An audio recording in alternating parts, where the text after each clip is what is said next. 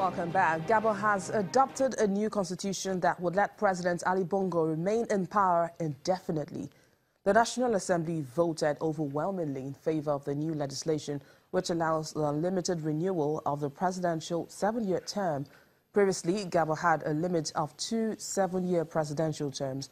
With this in place, the president is immune from prosecution during and after his time in office. The opposition called it an attempt to turn the country into a monarchy. However, the president has 25 days to approve the National Assembly's decision. Mr. Bongo took office in 2009 after his father, Omar Bongo, who ruled the oil-rich state for 42 years, died.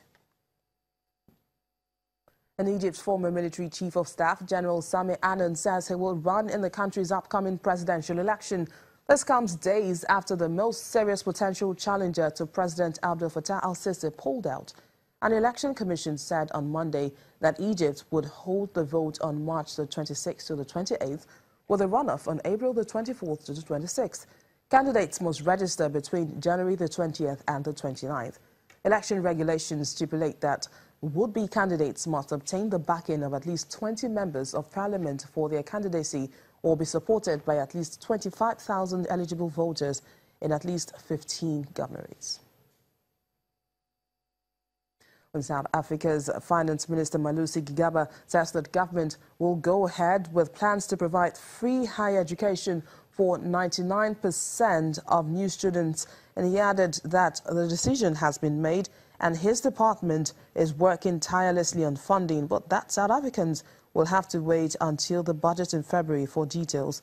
President Jacob Zuma announced the plan at the ruling African National Congress conference in December last year, where he promised that free higher education would be given to students from homes which have a combined annual income of up to $28,000. There have been fears that universities and colleges might not be able to cope with the expected increase in applicants, as the new policy goes against a commission finding that has such plans were unaffordable. Now, tensions have remained high in Tunisia, with more anti-austerity protests expected today in the capital and elsewhere in the country. There were confrontations in at least 2 towns overnight between protesters and security forces.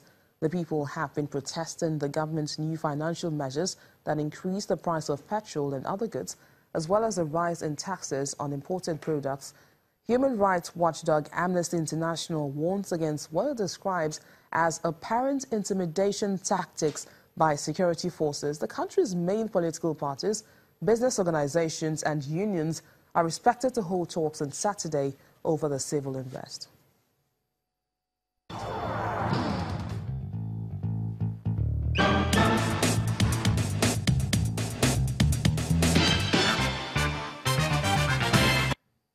Government policy has played an important role in the advancement of new technologies in developed countries.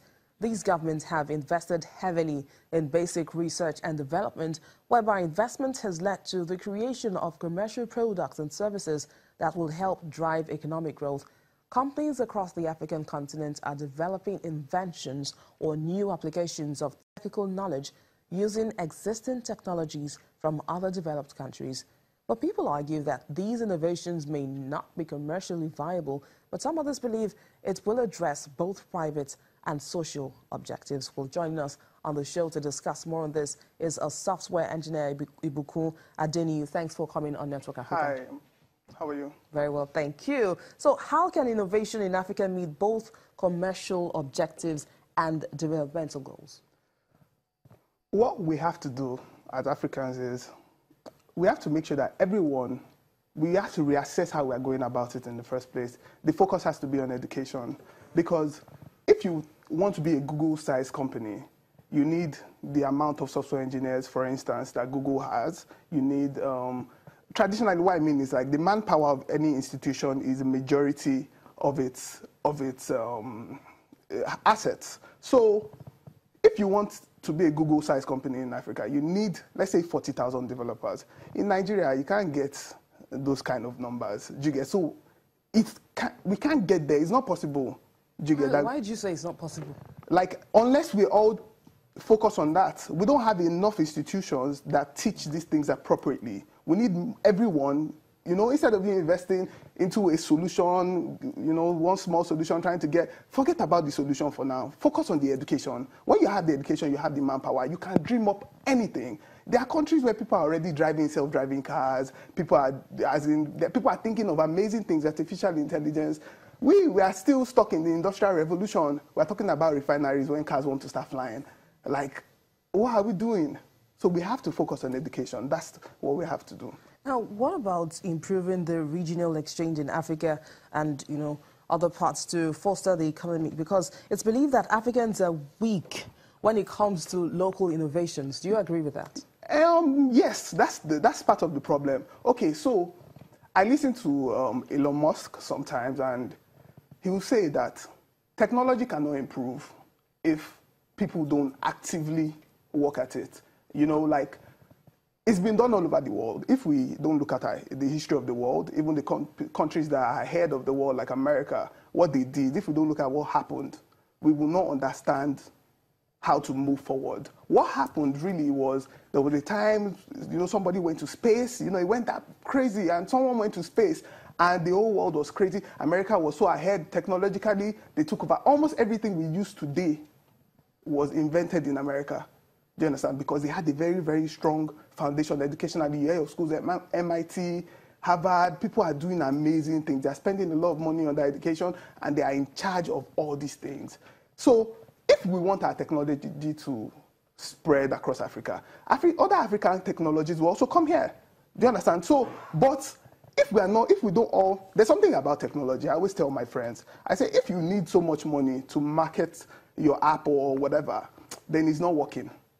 Because technology makes life easier. If one person uses it and the person doesn't feel like, what? Then you've been wasting your time. Do you understand? So you have to go back to the drawing board, make sure that you are actually adding value to every user. When you do that, it's not anything. When they made the car, it took 15 years just for everybody to dump horses.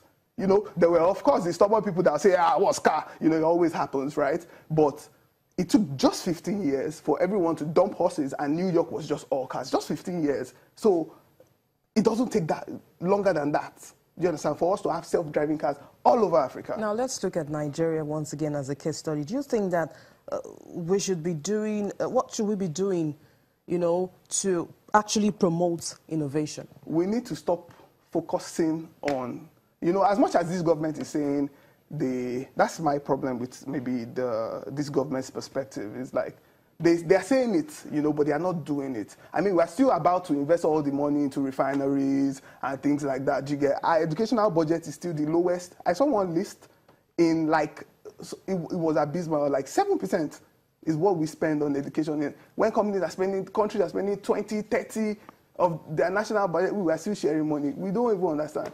You know, it's going to affect everybody. So if you don't do it, your children will suffer.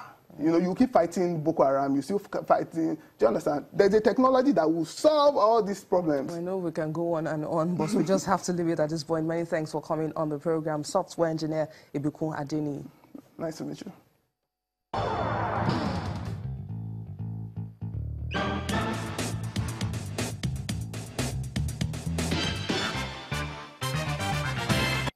And that's it on our show today. Thank you for watching. I am Bisi Adebayo. See you next time.